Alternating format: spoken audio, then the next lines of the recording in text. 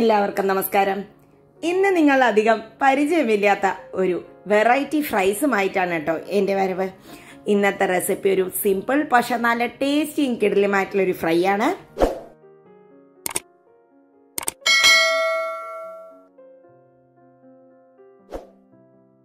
അപ്പൊ നമ്മുടെ ഈ ഫ്രൈ ഉണ്ടാക്കുന്നത് എന്തുകൊണ്ടാന്ന് നോക്കാം. അതിനായിട്ട് ഇവിടെ നല്ല മൂത്ത പപ്പായാണ് എടുക്കേണ്ടത് കേട്ടോ. പഴുത്തതല്ല, ചെനിഞ്ഞതുമല്ല. അതിന് നീളത്തിൽ കട്ട് ചെയ്യാം, നമ്മുടെ അവിയലിന് കട്ട് ചെയ്യണ മാതിരി കനത്തില്. എന്നിട്ട് നമുക്കിനി ഇവിടെ ഒരു പാത്രത്തിൽ വെള്ളം തിളയ്ക്കാൻ വെക്കാം. തിളച്ച വെള്ളത്തിലേക്ക് ആവശ്യത്തിന് ഉപ്പിട്ട് കൊടുക്കാം.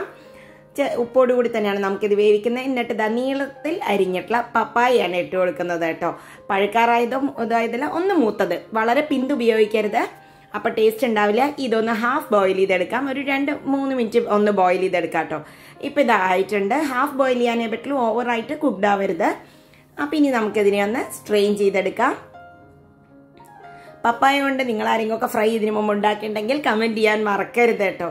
ഇതൊരു വെറൈറ്റി ആയിട്ടുള്ള ഒരു ഫ്രൈ തന്നെയാണ്. നല്ലൊരു ടേസ്റ്റി ആയിട്ട് ഈവനിങ് സ്നാക്കൊക്കെ ആയിട്ട് കഴിക്കാം. മിക്കവാറും എല്ലാവരുടെ വീട്ടിലും അവൈലബിൾ ആയിരിക്കും പപ്പായ. ഇനി ആ ചൂടോടുകൂടി തന്നെ അതിനെ ഞാൻ ഒരു പ്ലേറ്റിലേക്ക് മാറ്റിയിട്ടുണ്ട്.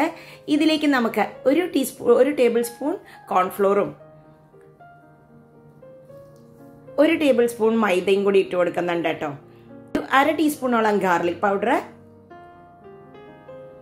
1/2 ടീസ്പൂൺ ഒനിയൻ പൗഡർ. ഇത് രണ്ടും ഓപ്ഷനിലാണ്, വേണമെങ്കിൽ മാത്രം ചേർത്താൽ മതി. കുറച്ച് ഒരു 1/2 ടീസ്പൂണോളം മുളക് പൊടിയും കൂടി ചേർത്തിട്ട് നമുക്കിതിനെ നന്നായി ഒന്ന് മാരിനേറ്റ് ചെയ്യാം.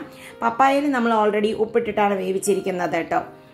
അപ്പൊ ഇതിനെ ഒന്ന് ജസ്റ്റ് ഒന്ന് മാരിനേറ്റ് ചെയ്യാം. പൊട്ടാനൊന്നും പാടില്ല, കാരണം ഒന്ന് ജസ്റ്റ് ഒന്ന് വെള്ളത്തിൽ കിടന്ന് ബോയിൽ ആവാനേ പാടുള്ളൂ. ഇനി അതിനെ ഒരു പാത്രത്തിലേക്ക് മാറ്റിയിട്ട് ഒരു അരമണിക്കൂർ ഞാൻ ഇതിനെ ഒന്ന് ഫ്രിഡ്ജിൽ വെക്കണം. ഫ്രിഡ്ജിന്റെ ഫ്രീസറിലാണ് വെക്കുന്നത്, ഒന്ന് മാരിനേറ്റ് ചെയ്യാൻ വേണ്ടിയിട്ട്. ഇപ്പൊ ഒരു അരമണിക്കൂർ കഴിഞ്ഞിട്ടുണ്ട്. ഇനി ഒരു ചെറിയൊരു ബാറ്റർ തയ്യാറാക്കാനായിട്ട് 1 ടേബിൾ സ്പൂൺ മൈദ, ഒരു നുള്ളു ഉപ്പ് കേട്ടോ, ഒരുപാട് ഉപ്പ് വേണ്ട, കാരണം നമ്മളോട് ഉപ്പിട്ട് വേവിച്ചിട്ടുണ്ട്. ഒരു 1/2 ടീസ്പൂണോളം മുളക് പൊടി. ഇതിനെ നമുക്ക് വെള്ളം ഒഴിച്ചിട്ട് നമുക്ക് വളരെ ലൈറ്റ് ആയിട്ടൊരു ബാറ്റർ ആക്കാം. ഞാൻ ജസ്റ്റ് ഒന്ന് മിക്സ് ചെയ്ത് കട്ട ഉടച്ചിട്ടേ ഉള്ളൂ. ഇപ്പോൾ ഇനി ഒന്ന് നമുക്ക് 1 ടേബിൾ സ്പൂണോളം കോൺഫ്ലോറും കൂടി ഇതിലേക്ക് മിക്സ് ചെയ്ത് കൊടുക്കാം. എന്നിട്ട് നല്ലവണ്ണം വാട്ടറി ആവുന്ന പോലെ തന്നെയാണ് കേട്ടോ, കുറച്ച് വെള്ളം പോലെ തന്നെയാണ് ഇതാക്കുന്നത്. ജസ്റ്റ് കോട്ട് ചെയ്യാൻ മാത്രമേ പാടുള്ളൂ, അല്ലാതെ ബജ്ജി മാരിയല്ല കേട്ടോ ഇത് ഉണ്ടാവേണ്ടത്. ഇനി നമുക്കിത് അരമണിക്കൂർ കഴിഞ്ഞ് ഇതെടുത്തിട്ടുണ്ട്. ഇതൊന്ന് ജസ്റ്റ് ബാറ്ററിൽ മുക്കി നമുക്ക് വറുത്തെടുക്കാം. നല്ല എണ്ണ ചൂടാകുമ്പോൾ നമുക്കിതിനെ ഒന്ന് ജസ്റ്റ് ഒന്ന് ഇങ്ങനെ മുക്കുന്നതേ ഉള്ളൂ, മുക്കിയിടാം. നമുക്ക് ഇത് ഫ്രഞ്ച് ഫ്രൈസിന് പകരമായിട്ട് വെറുതെ ഒരു ഇടയ്ക്ക് ഒരു ചേഞ്ചിന് പൊട്ടറ്റോന്ന് വറുക്കുന്നതിന് പകരം ഇത് ചെയ്യാം. ഈവനിങ് സ്നാക്കായിട്ട് നമുക്കൊരു പപ്പായൊക്കെ പറിച്ച് തൊടിയിൽ നിന്ന് തന്നെ പറിച്ചിട്ട് വേണമെങ്കിൽ ഉണ്ടാക്കാം. വളരെ പെട്ടെന്ന് ഹെൽത്തിയുമായിട്ടുണ്ടാവും. നല്ലൊരു ടേസ്റ്റിയും ഒരു വെറൈറ്റിയുമായിട്ടുള്ളൊരു ഫ്രൈ തന്നെയാണ്. ഇതിനെ ഇടയ്ക്കൊന്ന് ഇതേമാതിരി ഒന്ന് മറക്കരുത് കേട്ടോ. ഒരുപാട് ഗോൾഡൻ ആവേണ്ട, അതൊരു ഒരുവിധം ഒന്ന് ഫ്രൈ ആയി വരുമ്പോൾ നമുക്കിതിനെ ഒന്ന് വാങ്ങി വെക്കാം. ഇത് ഡബിൾ ഫ്രൈ ആണ് കേട്ടോ ചെയ്യുന്നത്, അപ്പോഴേ ഇതിന് ആ ക്രിസ്പിനെസ് ഫീൽ ചെയ്യുള്ളൂ. നമുക്ക് ഇതുപോലെ തന്നെ മറ്റുള്ളതും വറുത്തെടുത്തിട്ടുണ്ട്. നമ്മളെല്ലാം പപ്പായയും വറുത്തെടുത്ത് കഴിഞ്ഞു. ഇനി എഗെയിൻ ആ വറുത്ത് വെച്ച പപ്പായ ഒന്നും കൂടി നല്ല ചൂടായിട്ടുള്ള എണ്ണയിൽ ഒന്നും കൂടി വറുത്തെടുക്കുകയാണ്. അപ്പോഴേ ആ പുറത്തുള്ളതിന് ഒരു ക്രിസ്പിനെസ് നമുക്ക് കുറച്ചും കൂടി ഫീൽ ചെയ്യുള്ളൂ.